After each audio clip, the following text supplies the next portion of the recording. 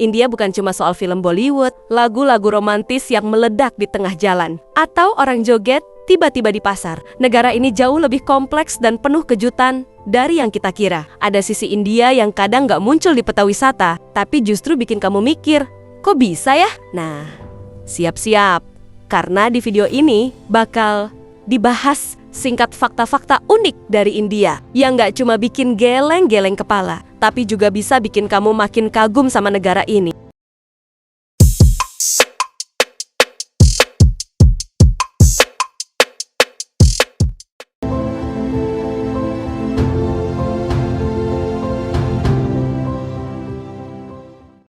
Coba bayangin satu negara dengan lebih dari 19.000 dialek dan secara resmi punya 22 bahasa nasional, itu India. Negara ini secara harfiah adalah surga linguistik. Dan jangan kira semua orang India bisa ngerti satu sama lain. Kadang orang di bagian utara India yang ngomong Hindi bisa kesulitan ngobrol sama orang di bagian selatan yang pakai Tamil atau Konida.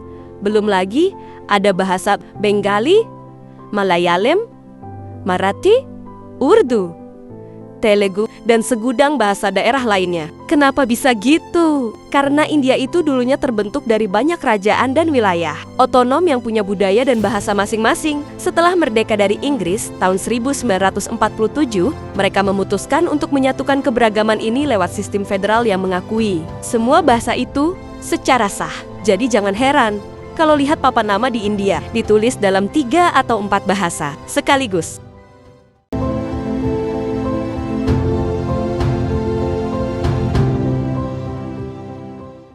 Kalau ngomongin India, kita nggak bisa lepas dari yang namanya sistem kasta. Ini sistem stratifikasi sosial yang udah eksis sejak ribuan tahun lalu. Berasal dari konsep Hindu kuno yang dikenal sebagai Varna. Secara teori, masyarakat dibagi jadi 4 kasta utama. Brahmana, pendeta dan sarjana, Satria, prajurit dan pemimpin, Waisya, pedagang dan petani, Sudra, pekerja dan pelayan. Tapi di luar itu, ada yang disebut Dalit alias kaum tak tersentuh. Mereka ini secara historis ditempatkan di luar sistem kasta dan sering mengalami diskriminasi. Meski sekarang sistem kasta udah dilarang oleh hukum dan konstitusi India. Sangat menjunjung kesetaraan. Kenyataannya, di banyak wilayah, khususnya pedesaan, kasta masih memengaruhi kehidupan sehari-hari, termasuk soal pernikahan, pekerjaan, sampai pergaulan sosial. Ini salah satu contoh gimana budaya bisa lebih dalam akarnya daripada hukum.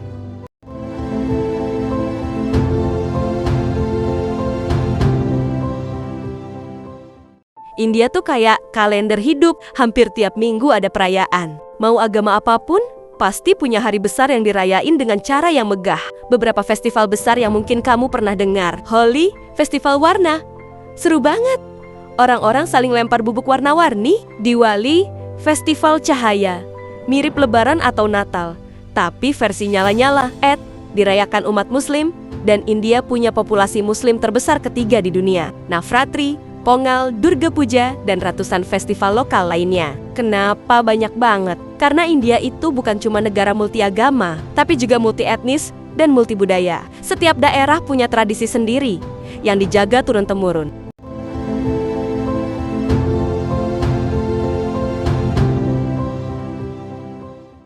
India punya salah satu jaringan kereta api terbesar dan tersibuk di dunia, yang ngangkut lebih dari 23 juta orang setiap harinya. Itu setara sama seluruh penduduk Australia naik kereta dalam satu hari. Yang bikin unik bukan cuma jumlahnya, tapi juga sistemnya. Banyak jalur masih pakai sistem sinyal dan operasi manual, terutama di pedesaan. Tapi hebatnya, sistem ini tetap berjalan dengan efisien meskipun sering telat. Tapi, hey, itu bagian dari pesonanya. Kereta di India juga bukan sekadar alat transportasi, tapi di ruang sosial berjalan. Di satu gerbong, kamu bisa ketemu petani, pelajar, pekerja kantoran, sampai backpacker asing yang tersesat.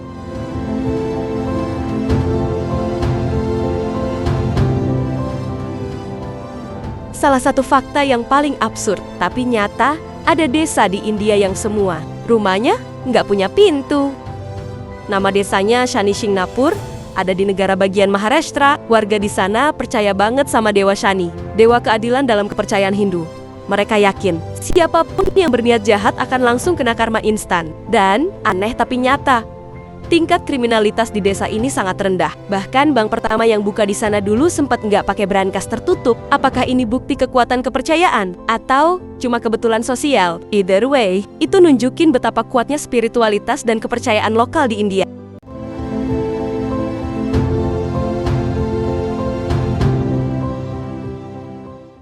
Kalau kamu lihat pernikahan India, satu hal yang langsung mencolok, emas, banyak banget, berat-berat pula. India adalah konsumen emas terbesar kedua di dunia setelah Cina. Setiap tahun, ratusan ton emas dibeli masyarakat mayoritas untuk perhiasan pernikahan. Buat orang India, emas itu bukan cuma buat gaya, tapi simbol status, keamanan finansial, dan kadang bahkan spiritualitas. Di banyak keluarga, emas jadi warisan turun-temurun yang dianggap suci. Jadi, itulah sebagian dari keunikan India. Negara yang gak bisa disederhanakan cuma dari satu sisi aja. Dari sistem sosialnya yang ribuan tahun, budaya yang begitu hidup, sampai tradisi-tradisi yang kadang bikin kita mikir dua kali. India adalah tempat di mana modernitas dan tradisi berjalan beriringan, walau kadang bertabrakan juga.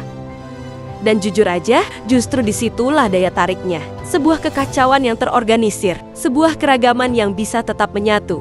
Kalau kamu suka konten dengan pembahasan mendalam dan gaya santai kayak gini, jangan lupa like, subscribe, dan nyalain loncengnya. Karena kita bakal bahas lebih banyak lagi negara-negara dengan budaya unik dan sisi tersembunyi lainnya. Kalau kamu punya fakta India lain yang lebih gila dari yang tadi gua bahas, langsung share di kolom komentar.